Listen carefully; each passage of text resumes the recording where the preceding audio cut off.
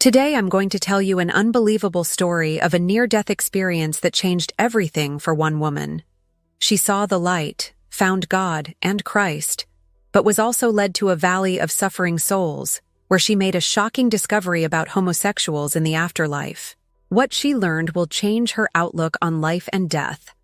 Before we start, comment here from which city you are watching this video, and subscribe to the channel for more impactful stories like this. Now, let's get to this impressive story. My name is Cressida Worthington, and today I begin to tell a story that I never imagined living. I feel a pang of nostalgia when I remember the days that seemed ordinary, those when my routine was divided between the classroom and the comfort of home. New Orleans, with its pulsating streets full of history, was the setting for my simple and, in some ways, predictable life. In the eyes of many, I was just a dedicated teacher and a loving wife, but there was a silent restlessness in me, a longing for something deeper that I still couldn't understand. I remember an autumn morning, with the air full of promise and the first rays of the sun reflecting on the damp sidewalks. When he woke up, the distant sound of church bells echoed through the streets, announcing a new day. As I was getting ready to go to school, I passed by the kitchen where Michael, my husband, was already preparing breakfast. He always had a calm, comforting way of saying, "Today will be a good day, Cressida." His words, simple and sincere, were balm for my soul. However, even in that period of apparent normality, there was internal turmoil. For years, I struggled with the frustration of not being able to get pregnant, and this silent battle shaped a part of me that few knew about. The pain of unfulfilled desires transformed, over time, into an unshakable determination to persist, to believe that happiness was within my reach. The unexpected arrival of the news of a possible pregnancy was like a ray of light piercing the eye. Densest clouds, hope blossomed within me. As I headed to school, I felt that each step echoed a new possibility. In the classrooms, I saw the sparkle in my students' eyes, the childlike curiosity that reminded me that life was made up of small daily discoveries. During coffee breaks, I chatted with colleagues and shared confidences about the challenges of balancing personal and professional life. It was in these moments that the world seemed to fill with colors and dreams, and even the most difficult days were alleviated by the simple act of smiling and sharing. However, not everything was perfect. There was a restlessness, an inexplicable feeling that my life was about to take an unexpected turn. Often, during long evening walks along the cobblestone streets, I would ask myself, does fate have something in store for me? And in one of these moments of introspection, I confess that I even whispered to myself, maybe it's time to surrender to what the universe has to offer. These words echoed like a mantra, a reminder that, even in the most seemingly ordinary routines, life can surprise and transform.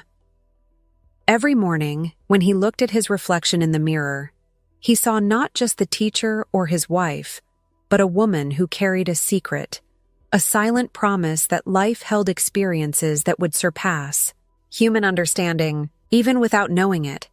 I was already walking the path of a journey that would change everything. Today, as I relate this story, my heart beats with the intensity of someone who has already lived an experience beyond the limits of what can be imagined, and every word written is an attempt to honor the memory of what I was and what I became. Before the turmoil that would change the essence of my existence, my life passed with a charming simplicity and moments that, at first glance, seemed banal, but that carried the weight and beauty of small everyday joys. In New Orleans, the city that breathes history and mysticism, I found my refuge in daily routines, where the classroom became a sanctuary of knowledge, and the home, under Michael's watchful eye, exuded human warmth and complicity. I remember the days when, at sunrise, the aroma of fresh coffee mixed with the soft murmur of the streets. Michael and I started the day with sincere conversations, that seemed to weave the first threads of a day full of hope. "Cressida, today, the world is ours to explore," he said as I smiled, absorbing every word like a balm. That genuine affection was the pillar that supported my dreams, including that of becoming a mother, a desire that was almost palpable, even if it sometimes seemed unattainable. On mornings at school, the hallways were filled with laughter and doubts, and I saw myself not just as a teacher, but as a guide to a universe of discoveries. Between one class and another, I exchanged confidences with my colleagues about the expectations and anxiety of a possible pregnancy. "Do you also feel like something big is coming?" they asked, and I answered with a gleam of hope in my eyes, even though the shadow of tiredness and frustration, accumulated over years of fruitless attempts, discreetly hid inside me. It was during recess, when the sun kissed the trees in the courtyard, that I allowed my mind to wander along the paths of future possibilities. I walked along the banks of the Mississippi, where each wave seemed to whisper secrets of destiny, and I wondered if life was preparing something extraordinary for me. The murmur of the river, the vivid colors of the twilight, and the charms of the music that echoed through the streets made me feel that, in some corner, complete happiness awaited me. My daily life was punctuated by small rituals of self-knowledge and moments of introspection. At night, after putting the children to bed and watching Michael rest, I would take refuge with a book or allow myself to look out the windows, observing the distant lights of the city. In these moments of solitude, an inner voice urged me, "Everything has a purpose, and each step, no matter how simple it may seem, is aligned with what the universe has in store." It was an ambiguous feeling, a mix of lightness and urgency, which drove me to maintain hope even in the face of adversity. The routine, although full of affection and serenity, also harbored the subtle specter of sadness accumulated by years of frustrations. Each failed attempt to get pregnant left an invisible scar, a reminder that dreams can be challenged by life's unexpected events. And even so, between contained tears and smiles shared with friends, he kept alive the faith that the miracle of life would one day reveal itself. In spontaneous conversations, Michael often told me, "You have strength that I never imagined. Believe that the best is yet to come." And these words, echoing in our lives, made the days of waiting a little more bearable. Life before the tragedy was a mosaic of precious moments, where every gesture, every word, and every dream formed the basis of the woman I was destined to become, even without yet knowing the depth that spiritual journey would reach. Since I was a child, I have always carried within me the deep desire to be a mother, a desire that turned into a dream with each new dawn. During the years of struggle and waiting, each failed attempt was like a lesson in resilience. I, Cressida, knew that the path to motherhood would be full of challenges, but the flame of hope never went out. I remember one afternoon when, after yet another exam that did not confirm the long-awaited pregnancy, Michael held me tenderly and said, "Love, even if the road is difficult, I believe that soon we will see the light that we so desire." His words echoed in my heart, and in that moment, I saw a glimpse of the future we wanted. Expectation took over my days when, finally, a positive test brought news that seemed miraculous. Emotion took over our home in New Orleans. That morning, I woke up to the first rays of sunlight entering the room, and I could hear Michael, his voice cracking with joy, proclaiming, "You're pregnant, Cressida! Our dream finally comes true." It was a moment of celebration, where tears of happiness mixed with smiles of relief. The beginning of pregnancy brought with it an aura of magic. Every ultrasound, every beat of the baby's heart, was a palpable reminder of the miracle of life. During the consultations, Dr. Alan Cooper, always with a hopeful look, said, "Everything indicates that this pregnancy could be different. We will monitor closely, but keep the faith." These words strengthened my spirit, and I found myself talking to the little being who had not yet been born, promising him a world full of love and possibilities. However, joy was mixed with fear. Little by little, I began to feel small pains and discomforts that, initially, I attributed to the natural changes of pregnancy. One day, while taking a leisurely walk through the neighborhood, as the Mississippi reflected the golden evening light, a sense of restlessness came over me. Am I imagining things? I thought, but the persistence of the symptoms soon convinced me that something was not right. During a routine appointment, the tension in the office was palpable. Dr. Cooper, with seriousness on his face, explained that the signs pointed to premature dilation. "We need to act quickly, Cressida. We are going to perform an emergency cerclage to try to preserve this precious pregnancy," he said with the calm of someone who had already faced greater challenges. The news shook our little family, but even in the midst of anguish, we maintained unity and hope. Michael shook my hand, and in a barely audible whisper, told me, "Together, we will get through this." That night, as I rested in my room, my mind was filled with conflicting thoughts. The memories of each failed attempt and the fear of losing what finally seemed to be our miracle kept me on alert. Between sighs and silent tears, I imagined the future, the laughter of a child, the small steps of a being who would come to fill our days with meaning. Thus, even in the face of the imminent risk and uncertainties that hung in the air, the dream of motherhood continued to be the driving force in my life. I knew that regardless of what fate had in store, that unshakable hope was a reflection of my own essence, and that every moment, even the most painful ones, had the potential to transform our story. The day dawned cloudy, with a dark sky that seemed to portend a dark omen. In the hospital, the atmosphere was thick and filled with hurried murmurs. I was lying in the recovery room, still feeling the residual tremors from the previous moments, when a nurse approached with a serious face. "Cressida, we need to prepare you for yet another intervention," she announced in a restrained but firm voice. I remember looking at Michael, who was sitting in the waiting room chair, his gaze lost between hope and despair. "You're going to be okay, love. We're in this together," he whispered, trying, even without words, to convey the strength we both needed at that moment. Every beat of my heart seemed to echo the uncertainty of what was to come.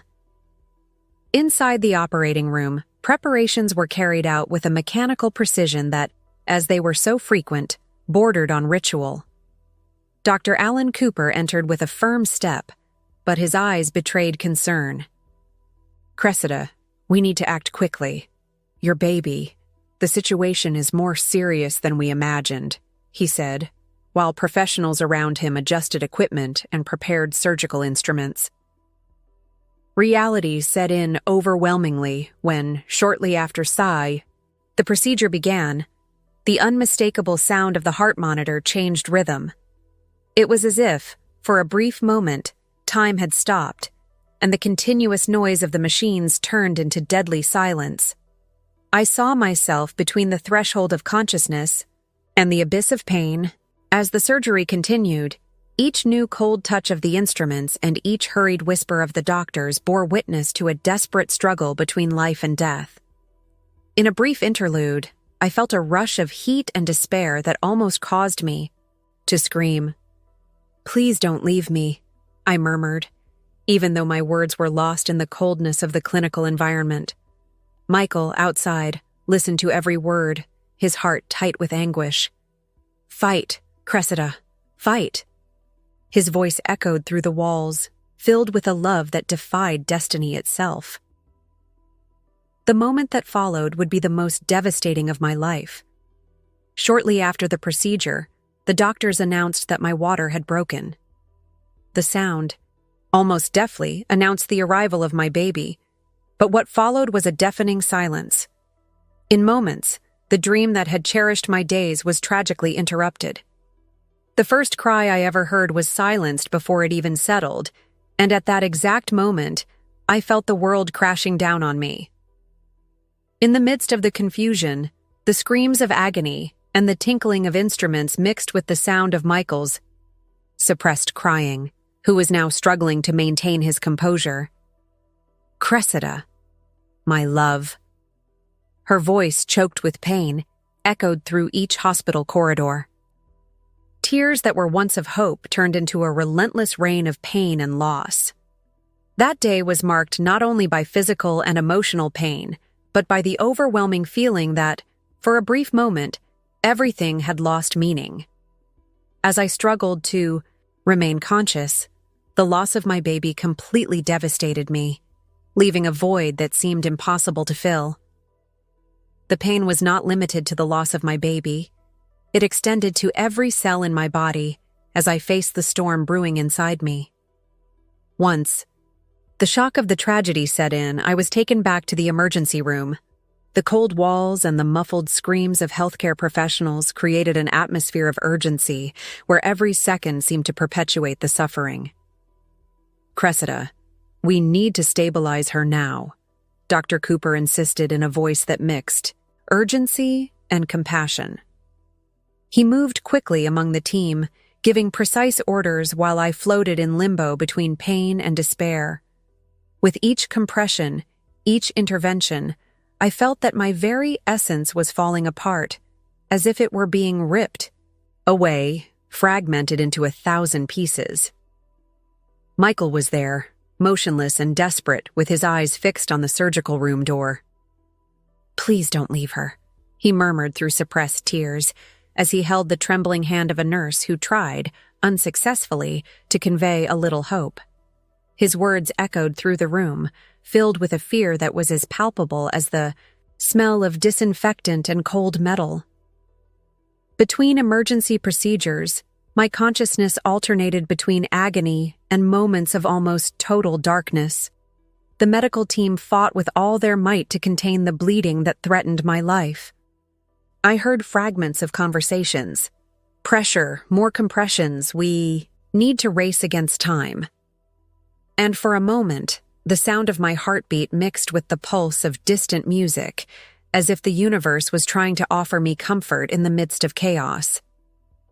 I remember a moment when, as I felt the cold of anesthesia infiltrating me, I thought about all the stories I had lived, all the smiles I experienced, and the hope that still insisted on emerging, even in the face of despair. "Don't give up, Cressida," an inner voice whispered, almost imperceptible but full of determination.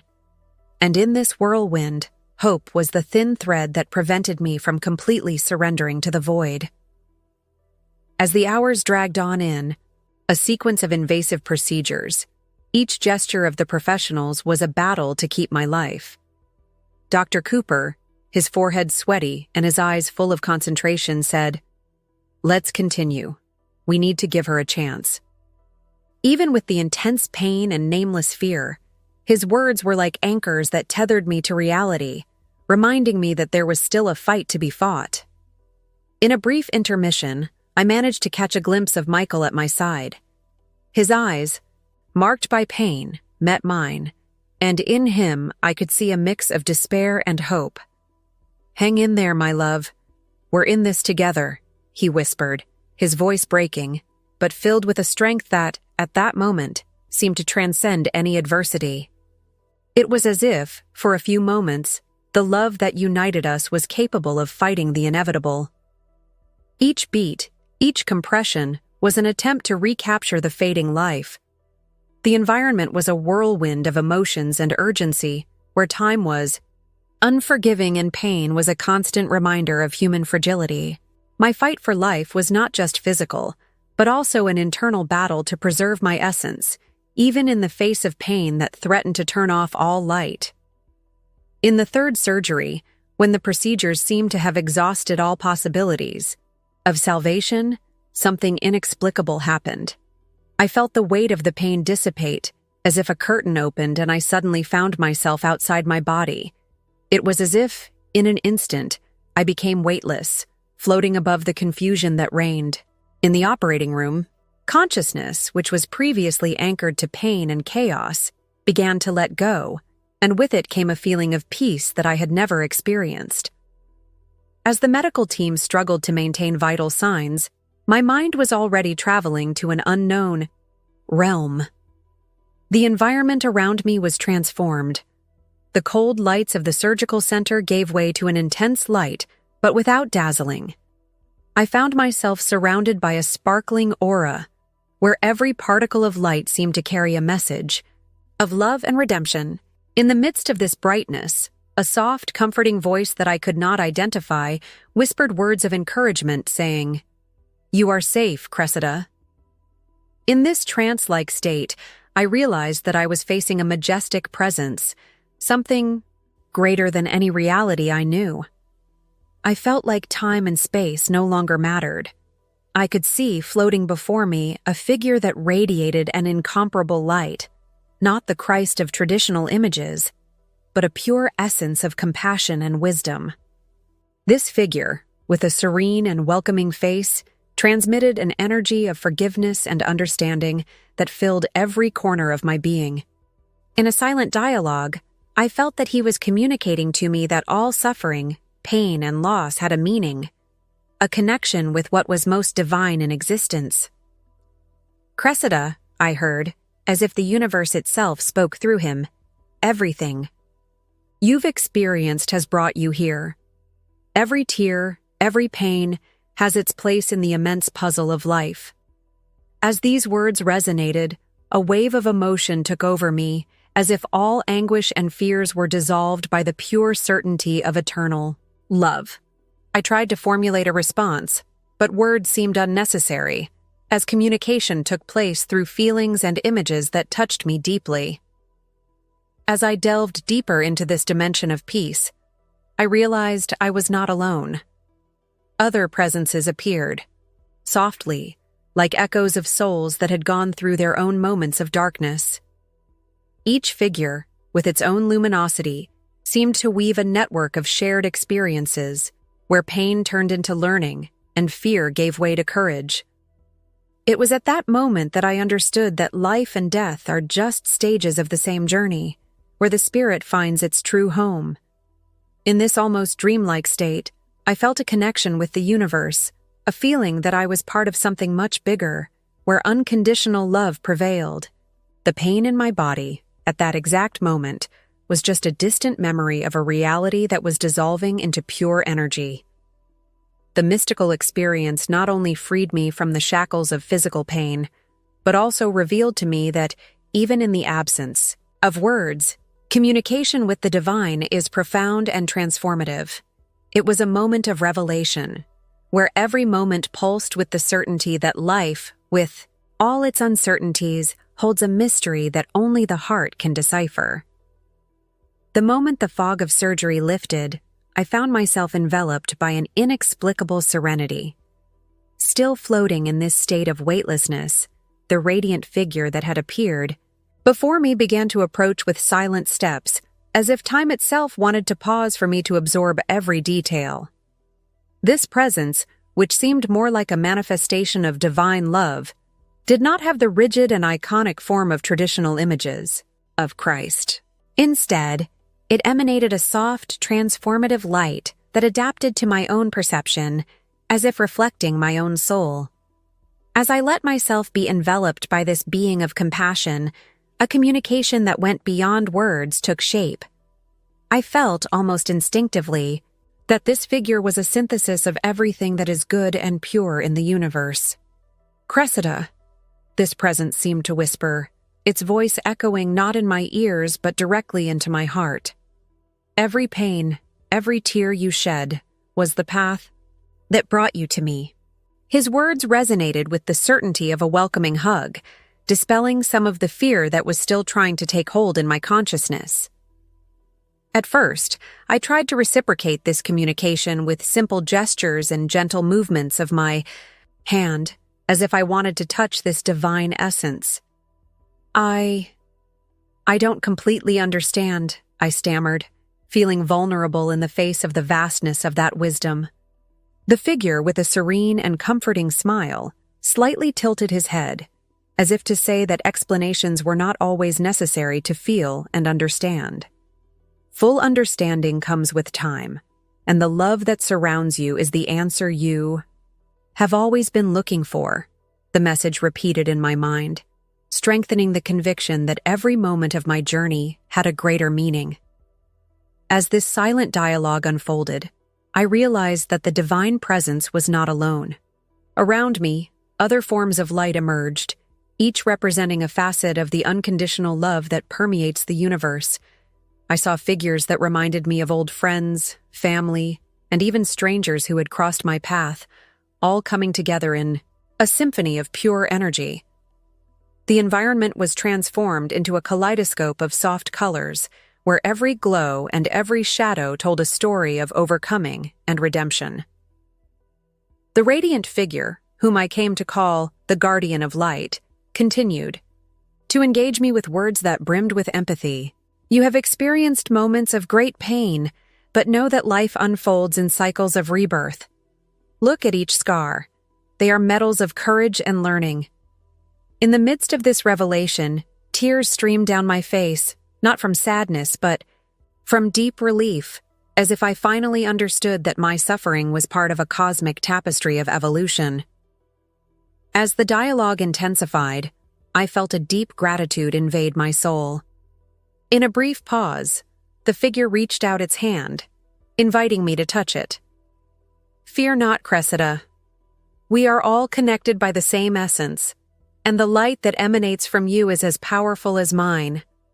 As I felt this touch, like a heavenly caress, I was flooded with a wave of peace and understanding that seemed to erase all the shadows of my past.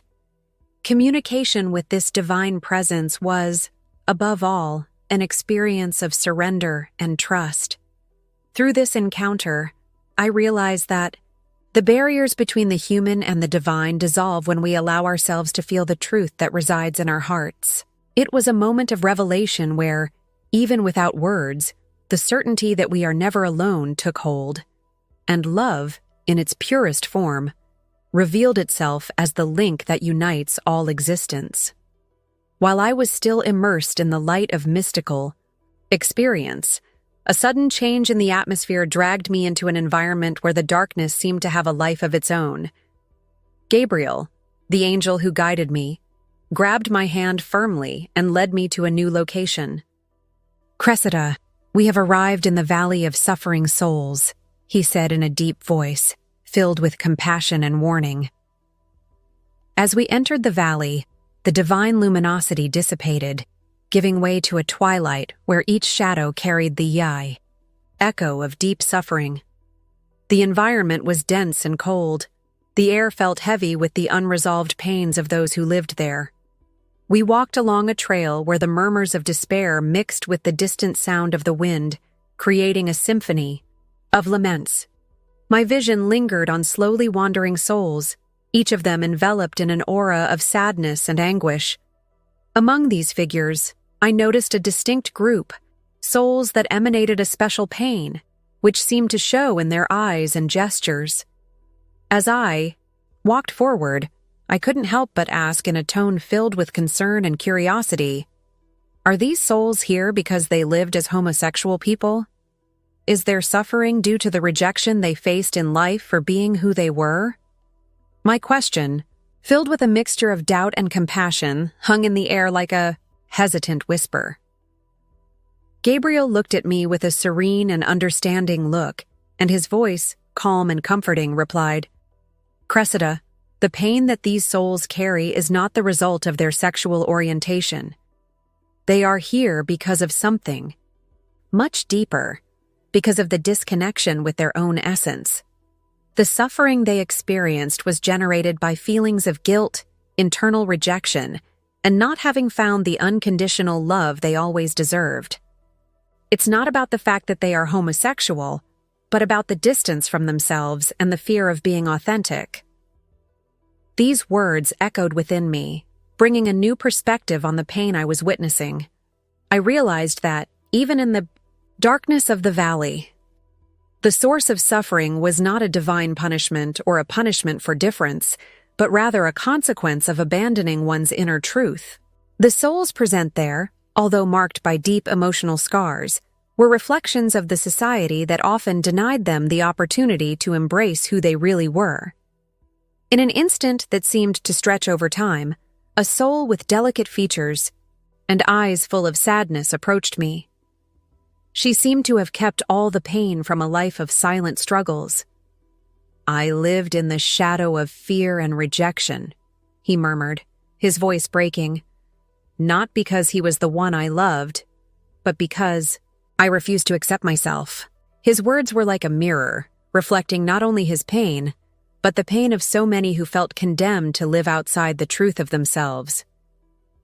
As I walked through the valley, I learned that the suffering therein was not an end, but a learning process, a call for each soul to recognize its intrinsic worth and seek inner healing.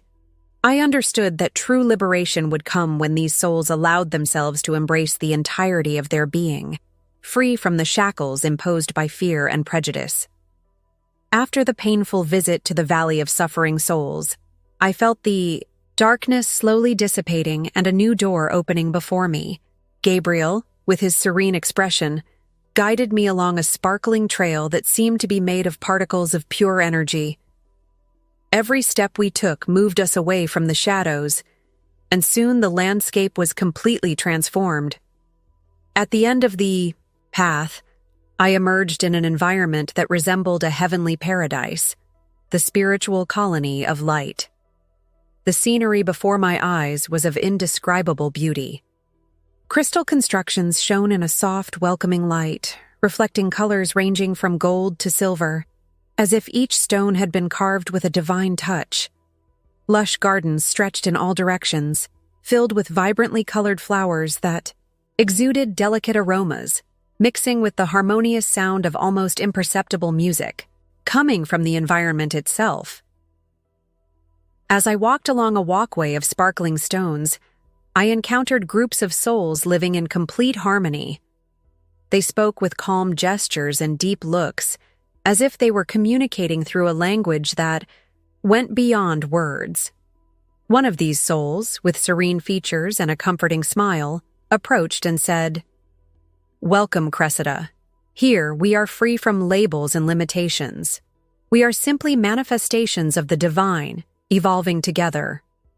His words, spoken so naturally, brought a feeling of belonging that I had never experienced. I walked further and observed a diverse group of beings, where identities were confused in a great mosaic of light and energy. There were figures that resembled people from the LGBTQ+ community, living in total peace and celebration, without the constraints of earthly distinctions. Their looks were full of understanding and acceptance, and the feeling of freedom was palpable.